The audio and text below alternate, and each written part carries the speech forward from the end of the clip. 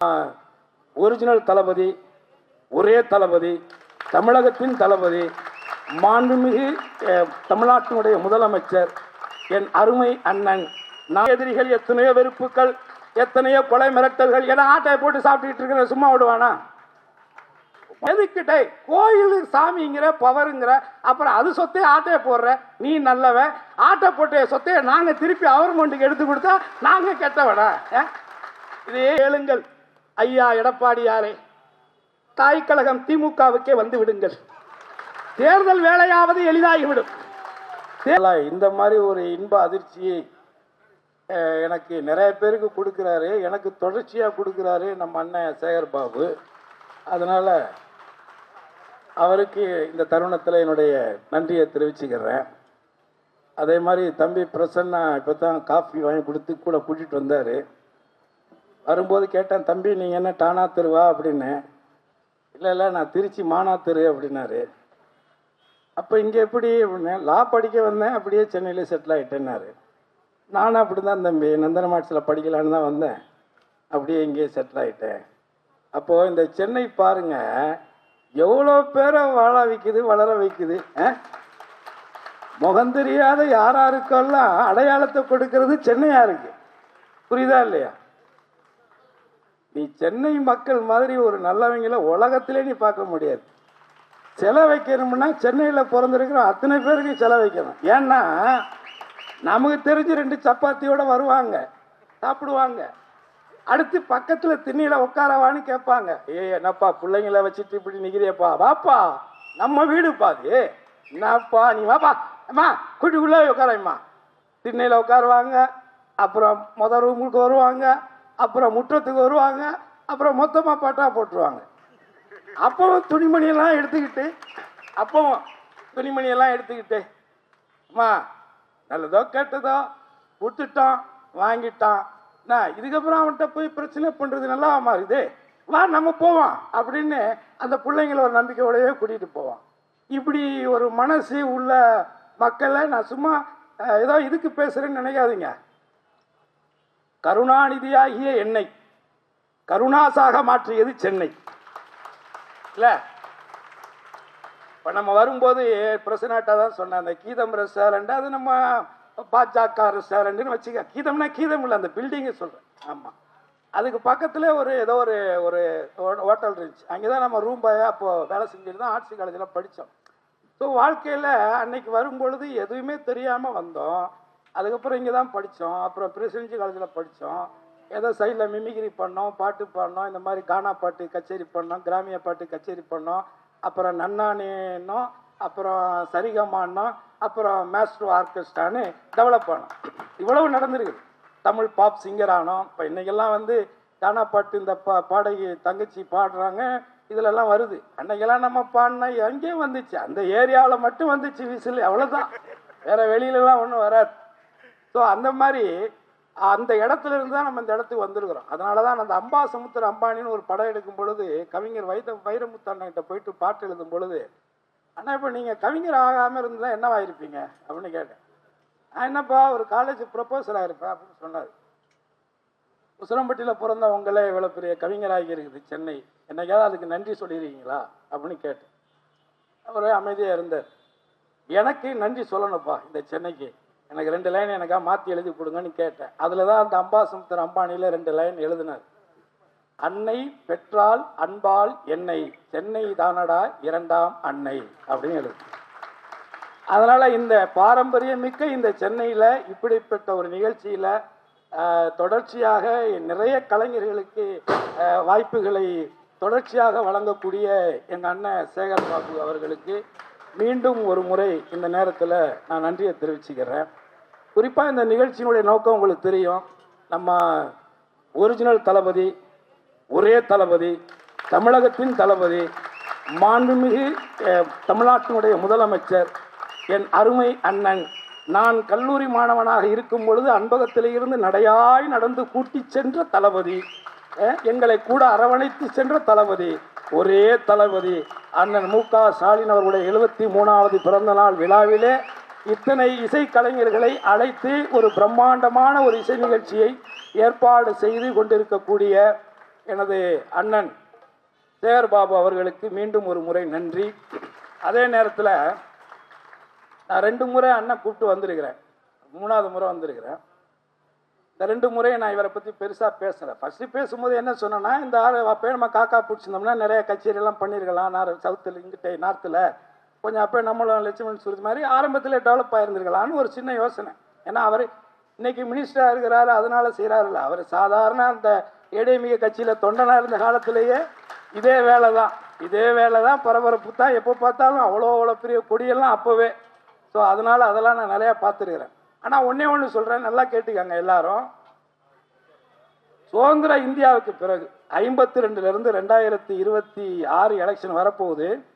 இது வரைக்கும் இந்த தமிழக அமைச்சரவையில் ஒரு காலத்தில் விட்டுருவான், அந்த 67க்கு பிறகாக வச்சுக்கலாம், அதுக்கு முன்னாடி உள்ளதை விட்டுருவோம். அதாவது மொழிவாரியாக இந்தியா பிரிக்கப்பட்டதற்கு பிறகாக ஒட்டுமொத்த தமிழகத்தில் எத்தனையோ அரசாங்கங்கள் இருந்திருந்தாலும், எத்தனையோ அறநிலைத்துறை அமைச்சர்கள் இருந்திருந்தாலும், ஒட்டுமொத்த அறநிலைத்துறையினுடைய சொத்துக்களை தமிழகம் முழுவதும் எந்த விதமான சமரசமும் இல்லாமல் அரசு உடைமையாக்கிய ஒரே அற்புதமான மனிதர் சேகர் பாபு தான். இதுல எத்தனையோ எதிரிகள், எத்தனையோ வெறுப்புகள், எத்தனையோ கொலை மிரட்டல்கள். ஏன்னா ஆட்டையை போட்டு சாப்பிட்டுட்டு இருக்கிற சும்மா விடுவானா? மொத்தமாக உட்காந்து ஆட்டையை போட்டு 50 ஒரு இடத்த இன்னைக்கு சென்னையில் நார்மலாக ஒரு குடும்பம் வாடகைக்கு இருக்கிறோம்னா 10,000 ரூபாய் கேவலம். நான் ரொம்ப ரொம்ப கம்மியாக சொல்கிறேன். ஒரு 20,000 ரூபாய் இல்லவா நீ ஓரளவு மரியாதைனா ஒரு வீட்டில் வாழ முடியாது. ஆனால் ஒரு 400 கோடி ரூபாய் சொத்தை வெறும் 1000 ரூபாய் கட்டிக்கிட்டு ஆட்டையை போட்டு வாழ்ந்துக்கிட்டு இருக்கிறாங்க. இதை கேட்டால் உடனே நீங்கள் எங்கள் ஆன்மீகத்துக்கு எதிரானவர், எங்கள் இதுக்கு எதுக்கிட்டே கோயிலுக்கு சாமிங்கிற பவருங்கிற, அப்புறம் அது சொத்தையே ஆட்டையை போடுற நீ நல்லவன், ஆட்டை போட்ட சொத்தையை நாங்கள் திருப்பி கவர்மெண்ட்டுக்கு எடுத்து கொடுத்தா நாங்கள் கெட்டவனா? இது நீங்கள் யோசிச்சு பாருங்களேன். அப்போ கேப்பையில் நெய் வெடியுதுன்னா கேட்குறவன் கேணையனா இருக்கணும், நாம கேணையன்னு அவங்க நினைக்கிறாங்க. புரியுதுங்களா? எல்லாம் இப்போ நானும் பொட்டு வச்சிருக்கிறேன், சாமி கும்பிட்டு தான் வர்றேன். வீட்டை விட்டு கிளம்பும் பொழுது எப்போதுமே சாமியை கும்பிடுவேன். அதுக்காக சாமியே கெதியெல்லாம் இருக்க மாட்டேன். சாமியா நமக்காக வேலை செய்யும், நம்ம வீட்டுக்கு சாமியா வேலை செய்யும்.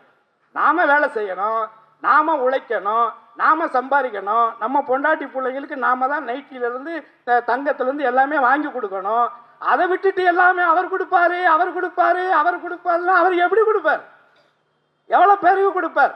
அவளுக்கு கொடுப்பார், அது நடக்கும். அவளுக்கு கொடுப்பார், அவளை வச்சே பிழைப்பார். அது அவங்க பிரச்சனை, நமக்கு அது பிரச்சனை. ஆனால் நம்ம என்ன சொல்றோம்? சாமி சொட்ட ஆட்டையை போடாதப்பா அப்படின்னு சொல்றோம். அதை திருப்பி கொடுங்கப்பா அப்படின்னு சொல்லி வாங்கி, இன்னைக்கு எனக்கு அது கவுண்ட் தெரில, அது எனக்கு மட்டும் தெரியணும். உங்க துறை சார்ந்த பிஏ வாங்க. கோயில் கும்பாபிஷேகம் அதெல்லாம் நிறைய பேசலாம். பத்தி நான் இது எதுக்கு சொல்றேன்னா, அதாவது சிவன் சொத்து கொலநாசம்னு சொல்லுவாங்கல்ல. ஆனால் பாதி பேர் இப்போ சிவன் சொத்துலாம் வாழ்ந்துட்டு இருக்கான், அது ஒரு பக்கம் வச்சுக்குவோம். ஆனால் நீங்கள் ரெக்கார்டாக எனக்கு தெரியல, நான் சொல்கிறேன், நாளைக்கே நான் ஒரு இது கூட போடுறேன் அதை சோசியல் மீடியாவில்.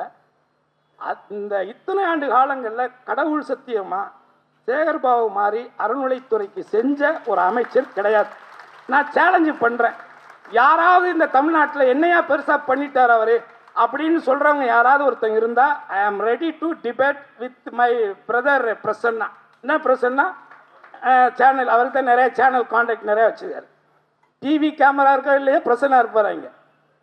அதனால் இந்த அற்புதமான ஒரு நிகழ்வில் உங்கள் எல்லாரையும் சந்தித்ததில், அதுவும் தளபதியினுடைய பிறந்த நாள் நேற்று தளபதியை பார்த்து சால்வை போட்டு ஒரு மனுஷனுக்கு யோசிச்சு பாருங்க. காலேஜில் 18 வயசு இருக்கும், அப்போ தம்மா துண்டு இருப்பேன் ஒல்லியா, அப்படியே பின்னாடி அவர் வேற அப்போ ஹீரோ மாதிரி முட்டியும் கிட்டியெல்லாம் பயங்கரமாக வச்சுருப்பார், வெள்ளை பேண்ட்டு வெள்ளை சட்டை. அப்போ அந்த இளைஞரணியெல்லாம் பின்னாடி சரன்னு வருவாங்க. இப்படி பார்த்த ஒரு தளபதியை இன்னைக்கு பக்கத்தில் போய் பார்க்குறோம், கை கொடுக்குறோம், சால்வை போடுறோம். எவ்வளோ பெரிய மேட்ரு இது! என்ன சைலண்டாக பார்க்குறீங்க? உண்மையா இல்லையா? என்னப்பா இன்னைக்கு அவர் நம்மளை கூட்டணியில் வேற சீட்டு கொடுக்குறேன்னு சொல்லிட்டாருப்பா.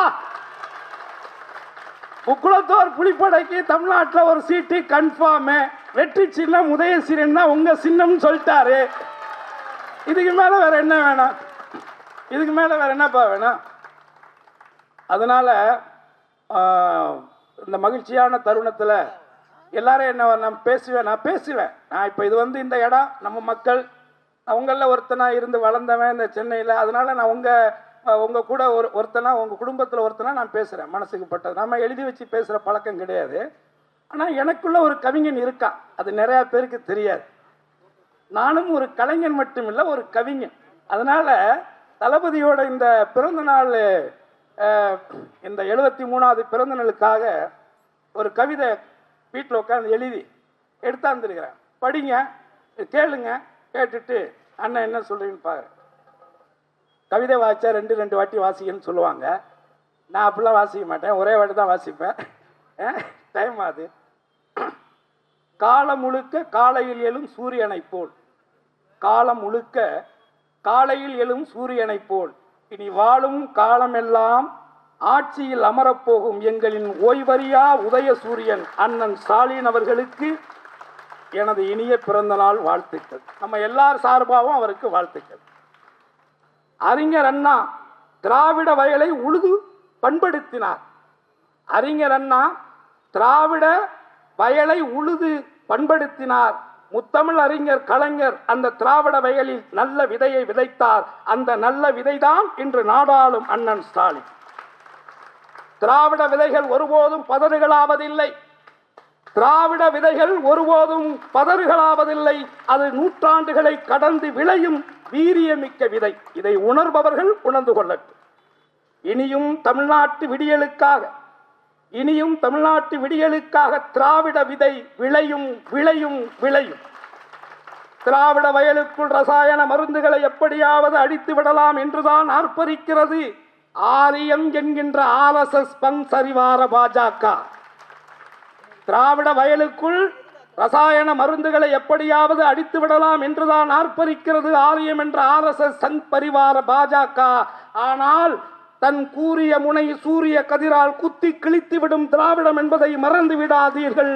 மோடியாரே மோடியாரே மோடியாரே, உங்கள் மோடி மஸ்தான் வேலையெல்லாம் எடப்பாடியிடம்தான் காட்டலாம். உங்கள் மோடி மஸ்தான் வேலையெல்லாம் எடப்பாடியிடம்தான் காட்டலாம். திராவிட ஸ்டாலினிடம் காட்ட இயலாது, மாட்டிக்கொள்வீர்கள். நாங்கள் திராவிட மாடல் திருவாரூர் தேர். இதில் பாஜகவாக இருந்தாலும் பாகற்காயாக இருந்தாலும் தேர்காலில் சிக்கினால் உருத்தெரியாது, நசுங்கிவிடும், மறந்து விடாதீர்கள். திராவிட மாடல் என்பது சமூக நீதி மாடல். அது மக்கள்களின் தேடலை அறிந்து தேவையை கொடுப்பதுதான் திராவிட மாடல் என்பதை புரிந்து கொள்ளுங்கள். ஏட்டிக்கு போட்டி எடப்பாடி நாக்கு திடலில் நடனமாடி அரியணை அரிப்புக்கு அறிவிக்கிறார் இன்ஸ்டாமெண்டிலே திட்டங்களை. இனி திட்டங்கள் மட்டுமா, உங்கள் கொட்டமும் அடங்கும் காலம் மீது. நாக்கை 40 கிலோமீட்டர் நீட்டினாலும், எடப்பாடியினுடைய நாக்கை நீங்கள் 40 கிலோமீட்டர் நீட்டினாலும் வாக்கை வாங்க முடியாது. நாங்கள் உங்கள் நாணயமற்ற நாக்கையும் துலுக்கெடுப்பார்கள் மக்கள். 5 ஆண்டு காலம் தொடக்க முதல் இன்று வரை வாரி வழங்கும் திராவிட வள்ளலாய் வளர்ந்து நிற்கிறார் அண்ணன் ஸ்டாலின் அவர்கள். 5 ஆண்டு காலம் தொடக்க முதல் இன்று வரை வாரி வழங்கும் திராவிட வள்ளலாய் வளர்ந்து நிற்கிறார் அண்ணன் ஸ்டாலின். தமிழ்நாட்டின் வளர்ச்சி பயணத்தில் மகிழ்ச்சியூட்டும் திட்டங்களை அன்றாடம் அறிவிக்கிறார் அண்ணன் ஸ்டாலின். திராவிட முன்னேற்ற கழகம் அழியாத வரலாற்றை அடைந்து விட்டது. இனி அது உதயநிதியையும் கடந்து உயரும். திமுக அழியாத வரலாற்றை அடைந்து விட்டது. இனி அது உதயநிதி கடந்தும் உயரும். ஒருவரையும் பின்தங்க விடமாட்டோம். வெல்வோம் ஒன்றாக. இது நம்பிக்கை ஒளிவீச்சின் முழக்கமாக. எதிரிகளுக்குத்தான் அன்றாடம் கலக்கம். தமிழ்நாடு முதல்வர் என்று அறிவித்தார் 5000, இன்று அறிவித்தார் 2000, நாளை அறிவிப்பார். முதியோர், மாற்றுத்திறனாளிகள், கைம்பெண்கள், திருநங்கைகள், மீனவர்கள், தேயிலை தோட்ட தொழிலாளர்கள் இவர்களின் உதவித்தொகையாக 2000 வந்தடைந்து விட்டது வங்கியிலே. வாழ்க வாழ்க என வாக்கு செலுத்தி வாழ்த்த இருக்கிறார்கள் மக்கள். விளிம்பு நிலை மக்களின் இதயத்தில் நீங்கா இடம் பிடித்து விட்டார் திராவிட முதல்வர். இப்போது பாஜக, அதிமுக மங்குனி தலைவர்களுக்கு இந்த பங்குனி வெயிலிலும் குளிர்காய்ச்சல் அடிக்க தொடங்கிவிட்டது. இப்போது பாஜக அதிமுக மங்குனி தலைவர்களுக்கு இந்த பங்குனி வெயிலிலும் குளிர்காய்ச்சல் அடிக்க தொடங்கிவிட்டது. ஆம், அதிமுக கூடாரம் காலியாகிவிட்டது. படையை தூக்க வாயை பிளந்த பாஜக இப்பொழுது வாய் பிளந்து நிற்கிறது. படையை தூக்க வாய் பிளந்த பாஜக இப்போது வாய் பிளந்து நிற்கிறது. அதிமுக வெறும் காளி பெருங்காய டப்பா. அந்த டப்பா வண்டி பழனிசாமி பல்லிழிச்சு நிற்கிறார் பரிதாபமான நிலையிலே. மானமுள்ள தலைவர்கள் தாய் கழகத்திற்கு வந்து விட்டார்கள். ஆனால் ஆளே இல்லாத அதிமுக கடையில் யாருக்கு டீ ஆத்துகிறார் எடப்பாடி என்றுதான் தெரியவில்லை. ஆளே இல்லாத அதிமுக கடையில் யாருக்கு டீ ஆத்துகிறார் எடப்பாடி என்றுதான் தெரியவில்லை. மோடியும் அமித்ஷாவும் அடிக்கடி இந்த டீ கடைக்கு வருகிறார்கள். மோடியும் அமித்ஷாவும் அடிக்கடி இந்த டீ கடைக்கு வருகிறார்கள். மொத்தமாக கடையை மூடப் போகிறார்கள். இனி அனைத்திந்திய அண்ணா திராவிட முன்னேற்ற கழகம் அனைத்திந்திய பாஜக முன்னேற்ற கழகமாக முழுமையாக மாறிவிடும். முன்னாள் முதலமைச்சர் எடப்பாடி தேர்தல் முடிந்த மறுநாளில் வட்டச் செயலாளர் வண்டு முருகனாகி விடுவார் என்பதிலே மாற்று கருத்து இல்லை. ஆமை புகுந்த வீடு அழியும் என்பார்கள். பாஜக புகுந்த கட்சி என்னவாகிவிடும் என்பதை எண்ணி பாருங்கள். இந்தியாவில் நடந்து கொண்டிருப்பதையும் உற்று பாருங்கள். தயவு செய்து நான் சொல்லுவதை இனியாவது கேளுங்கள். ஐயா எடப்பாடியாரே, தாய் கழகம் திமுகவுக்கே வந்து விடுங்கள். தேர்தல் வேலையாவது எளிதாகிவிடும். தேர்தல் வேலையாவது எளிதாகிவிடும். திமுக தலைவர், எங்கள் தலைவர், எங்கள் அண்ணன் உங்களை எந்த பங்கமில்லாது பாதுகாப்பார். கவலை எறிந்து கஞ்சி ஊத்துவார். கவலை எறிந்து கஞ்சி ஊத்துவார். நாளை நாடும் நமதே, 200 நமதே. நாளை நமதே, 200 நமதே. இன்னும் ஓரிரு மாதங்களில் மீண்டும் முதல்வராய் பிறக்க போகும் அண்ணன் மு க ஸ்டாலின் அவர்களுக்கு மீண்டும் எனது பிறந்தநாள் வாழ்த்துக்களை தெரிவித்துக் கோரி வெல்வோம் வெல்வோம் வென்று காட்டுவோம் என்று கூறி வாய்ப்புக்கு நன்றி கூறி விடைபெறுகிறேன். நன்றி, வணக்கம்.